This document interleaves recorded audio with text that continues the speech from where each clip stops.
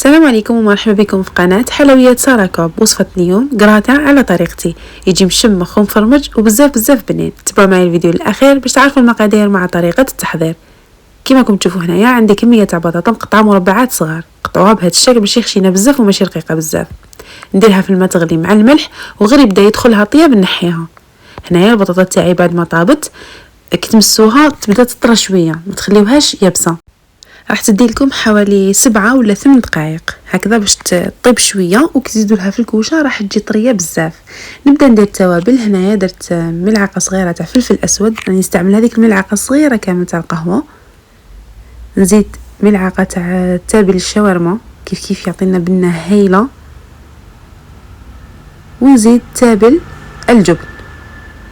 هنا تابل الجبن راح يعطينا بنه هايله تاع البطاطا في البطاطا عفوا، تحسوا شغل معمره بالجبن هكذا. ومن بعد نزيد شويه تاع الزيت. هنايا ما ننصحكمش تستعملوا زيت زيتون، انا بصراحه ما نحبش زيت زيتون في هذه البطاطا، تجيني مره. اذا كنتوا تحبوها ديروها عادي، انا استعملت الزيت العاديه. نخلط البطاطا تاعي مع كامل التوابل والزيت بهذه الطريقه، ومن بعد ندخلها الفرن. كنت سخنته من قبل، نشعل غير من الفوق، ومره على مره نخلط البطاطا تاعي حتى نشوفها حمارت. ومن جهه اخرى في مقله حطيت شويه تاع الزيت، نصف صدر دجاج مرحي، ملعقه صغيره تاع لاموطارد، ونبدا نضيف التوابل. ملعقه صغيره تاع الكركم، شويه تاع زنجبيل مرحي بودره، شويه تاع تابل الشاورما، تابل الجبن دائما نضيفه يعطيني بنه هايله، ونزيد بودره البصل. حنا اللي ما عندهاش بودره البصل تستعمل حبه تاع بصل صغيره كامل مرحيه. نزيد عصره تاع القارص حوالي 2 مغارف كبار هكذاك، ونخلطهم مليح مع بعض. وبعد ما خلطتهم تفكرت بلي ما ضفتش الثوم، نديرو فص تاع الثوم نربيه هكذا من الفوق. وهنا اذا لاحظتوا ما درتش الملح نخليه حتى للتالي باش نضيفه هكذا. نخلطه مع بعض، ونحط المقله تاعي على نار تكون قويه شويه حتى هذاك الدجاج يطلق الماء تاعو وينشف. كي نشوفو نشف نقص النار ونخليه يطيب ويتحمر. كما راكم تشوفوا هنايا بعد ما الدجاج تاعي طلق كامل الماء تاعو ونشف راني نخليه يتحمر. وهنا راح نضيف له شويه تاع فلفل كحل اللي كنت نسيته في الاول ما درتوش، غير شويه هكذا نص مغرفه صغيره. ونزيد الملح. كما قلت لكم الملح ما نديروش في الاول باش الدجاج تاعكم يولي لكمش كتل، يعني باش ما يتكور لكمش، دائما نضيفوه في الاخر كي الدجاج كي اللحم هكذا. هنايا ضفت شويه تاع الملح على حسب الكميه تاع الدجاج، نخلطهم مع بعض. من بعد ندير حفره في الوسط ونجي نخدم لاصوص تاعي اللي راح تجي بزاف بنينه. يعني انا كلش نخدم في قدره واحده ولا في مقله واحده باش ما نديرش بزاف موعن. كما راكم تشوفوا درت مغرفه كبيره تاع زبده معمره مليح، نخليها تذوب وتتقلى شويه. وكي نشوفها تقلت هذيك الزبده شويه راح نضيف لها الفرينه. راح ندير ملعقه كبيره معمره مليح، يعني تكون بومبي تاع الفرينه هكذا. ونخلط ديك الفرينه مع الزبده باش تتقلى شويه الفرينه كيف ونخلط كامل مع الدجاج ونخليها هكذا تطيب شويه. هاد لاصوص تجي بزاف بنينه، تجربوها بهذه الطريقه راح تعجبكم. وهنايا بعد ما حوالي دقيقه ونص والفرينه تتقلى مع الزبده والدجاج راح نضيف لها الحليب. هنا الحليب راح نديرو يكون دافي ولا سخون معليش. راح ندير 2 كيسان تاع الحليب، استعملت الكاس تاع 220 مليلتر، الكاس تاع وليد هكذا. نزيد الكاس الثاني، ومن بعد نزيد نص كاس تاع الكريمه السائله.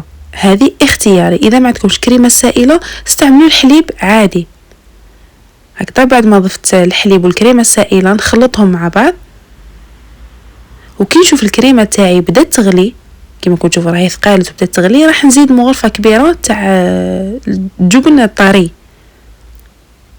هكذا ونخلطها مع بعض. هاد الكريمه كما قلت لكم راح تجي بزاف بنينه، ديروها بهذه الطريقه. وفي نفس الوقت ما تستعملوش بزاف المواعن هكذا. نخلط مليح بالملعقه، نسي نرحي هذاك الجبن مع لاصوص. شوفوا كيفاش جاتني، راهي تبان ثقيله، غير تبدا تغلي نحيها من النار ومباشره نجي نخدم الكغاتان تاعي. كما كنتوا تشوفوا في بيريكس حطيت البطاطا تاعي اللي كنت حمرتها في الكوشه. انا نستعملها بهذه الطريقه، اللي حبت ديرها مقليه ديرها، بصح بهذه الطريقه ثاني تجي بزاف بنينه هكذا. وكنت قليت حبه تاع البصل حمرتها في الزيت، يعني خليتها تتقلى حتى ذبالت كيما هكذا ولات كراميليزي، يعني حتى تتكرمل. نضيفوها فوق البطاطا، راح كيف تضيف لنا بنه هايله وما تبانش كامل في الكراطه. هكذا ندير من فوق البطاطا، ديروا الكميه اللي حبيتو، انا حبيت نكثر بزاف باش ما تجيش باينه. وتقدروا كيف تضيفوا شويه تاع المعدنوس. ومن بعد نجيب هذيك الكريمه ونفضل نديرها طبقه ثانيه كذا، نحاول نمشيها نغطي كامل هذيك البطاطا. وهنا كيما كنتوا تشوفوني استعملت هذا المول تاع يعني على شكل مربع نقصد، ومن بعد بدلته خاطر علاش شغل غامق بزاف هذيك الكراطه ولا تبان هابطه، بدلته درته في هذا المول المستطيل. ندير طبقه من الفوق تاع الجبن، انا استعملت غريير وانتم استعملوا اي جبن متوفر عندكم.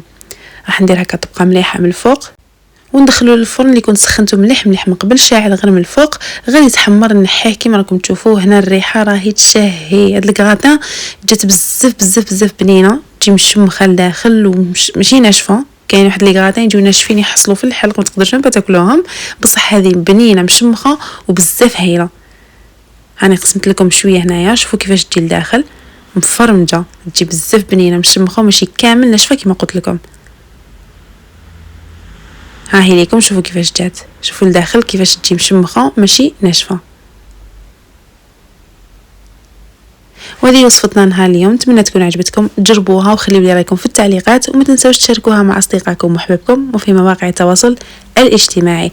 في الاخير نشكركم على المشاهده ونقول لكم تهلاو في رواحكم، واستنوني فيديو جاي ان شاء الله.